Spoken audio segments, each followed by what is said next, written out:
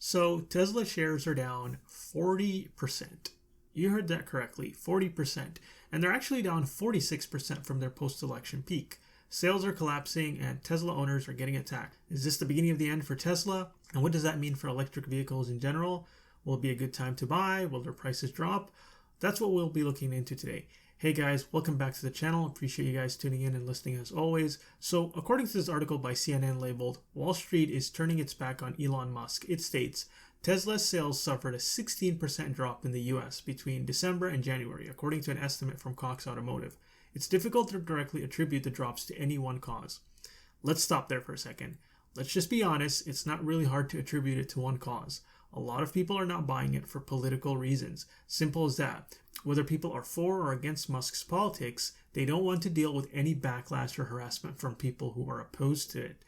And a lot of people are seeing what's happening in the news and don't want to get harassed or even have their vehicles vandalized, or in some cases even worse, they themselves could get attacked. And now with charging stations getting set on fire, I don't think anyone wants to deal with all of this inconvenience. So it's just bad news after bad news for Tesla. Now, while this might be the indirect reason, the direct reason for the stock drop itself is due to Tesla's global sales plummeting.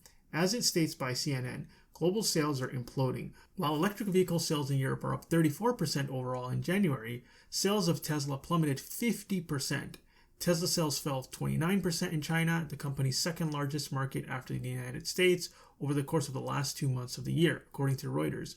Now, with regards to Tesla's issues in Europe, an article by The Electric dives into this a bit more. It states that Tesla's sales crash in Europe, with Germany down 70%. Actually, it's down 76% on a month-to-month comparison compared to last year, from something like 6,000 to 1,429.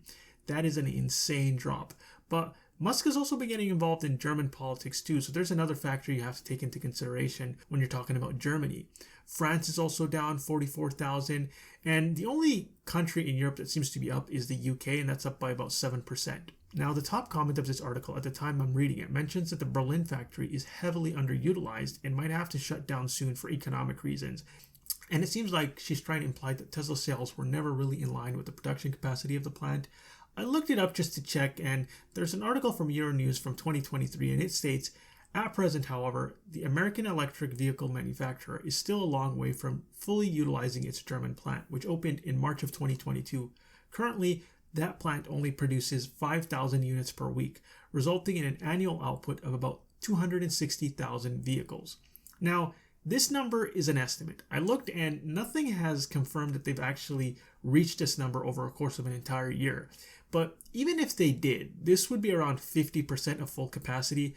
I think this factory could be a big problem for Tesla if sales continue to drop, but there's no way they can shut it down in my opinion. Maybe downsize it and lay off some workers, but it would cause more problems to shut it down than to keep it running at a loss, at least in the short term. Obviously, they can't continue that in the long run, but in the short run, I don't think they will shut it down. Now, Tesla has also been doing poorly in China, and according to this Carscoops article, it states, preliminary data from China Passenger Car Association reveals that Tesla built and sold about 30,000 vehicles in February of 2025, a 49% drop from the 60,365 cars moved in February of 2024.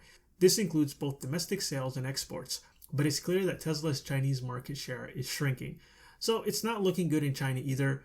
China and Europe represent about 2/3 of Tesla's worldwide sales, and if they continue on this current trajectory, it's going to be a disaster for Tesla. Make no mistake about it. Now, going back to North America, EV sales are up 7.2% according to the latest data. However, Tesla was actually down 5.5% to 633,762 units. Now, it still leads by a large margin. I believe that the closest North American brand as far as electric vehicle sales were concerned was Ford, and it was at around just under 98,000. So Tesla has a massive margin in North America. And it'll be interesting to see the final sales number at the end of this year, as it does represent about 1/3 of Tesla's sales. Now, Tesla, keep in mind, has about 44% of the market share as far as EVs are concerned in North America. So the interesting aspect of this is that if Tesla has a significant drop in sales, it would probably mean that the entire EV market in North America will go down as well. If that 44% drops by, let's say, half, that's a 22% drop in the overall market. Now, some of that will be made up for by other EV sales, but I believe a lot of people are only interested in EVs if it's a Tesla. I think it has a lot to do with familiarity and brand recognition, but it's also charging infrastructure as well. Tesla, at least in my opinion, is the only EV brand where I see charging stations for in every city I went to, and they're visible. If you drive enough, you'll see at least one or two of them. So many people feel much more comfortable with a Tesla versus other EVs. Now, Tesla vehicles are probably going to be suffering issues with depreciation because of all of this, but if we're going to be honest, that was an issue beforehand as well, not just with Tesla, but with EVs in general. Much of that has to do with their pricing. EVs are just too expensive for the average consumer. They're on average about 10 to 15% more than ICE vehicles, and at the same time depreciate at 50% over the course of 5 years, compared to just 40% for gas vehicles. Now, that number is going to be higher for Tesla going forward, and I wouldn't bother trying to take advantage of that either. Even if you see a good deal on a Tesla, it seems like there's a lot of Tesla owners getting harassed, having their vehicles vandalized, and even in some cases damaged. Charging stations are also getting set on fire. Now, I don't condone any of this, by the way. Regardless of someone's views, I don't think they should get harassed or have their property vandalized. But this will add to the problem of EVs. Keep in mind, there have been cases of other brands being mistaken for Teslas as well. And these Tesla charging stations, they also charge for non-Tesla brands too. So the thing is, EVs are already not that convenient without all of this. You factor all of this in, and people just don't want to deal with them altogether. Now, I think these issues, along with the rolling back of a lot of these EV credits, will turn the EV market back into a niche one, which quite frankly, EVs, that's where they should have been to begin with. EVs have been propped up for some time. Now, you can make the case that in the beginning, it was more beneficial to try to encourage more people to drive eco-friendly cars. But now, given the fact that there are cheap EVs from China that we impose heavy tariffs on, that excuse just doesn't fly anymore. If we want a green revolution, just allow EV imports from China. But like I've always said, EVs were about corporate greed, not environmental concerns. The greed agenda, not the green one. So if corporations can't make profit off of EVs, you won't see this push from politicians anymore. Now, can the EV market survive without Tesla?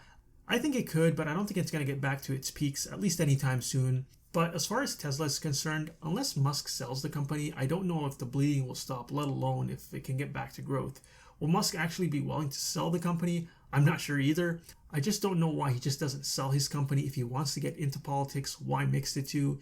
But hey, that's his decision. But at this point, he's too deep into the political side that he can't really rebrand himself to be less political or controversial. So it's either he sells Tesla, or in my opinion, it's going to go bankrupt. Either ways, I think the EV market is going to go through a massive downturn in the next few months. Given the circumstances and what's happening, I'm not sure if I would try to take advantage of that and scoop a vehicle on the cheap. But let me know in the comment section if you guys might be interested. But anyways, that's all I have to say for today. Links to the articles are in the description below. If you like this video, click like and subscribe. And let me know what you guys think about this in the comment section below. See you guys in the next one.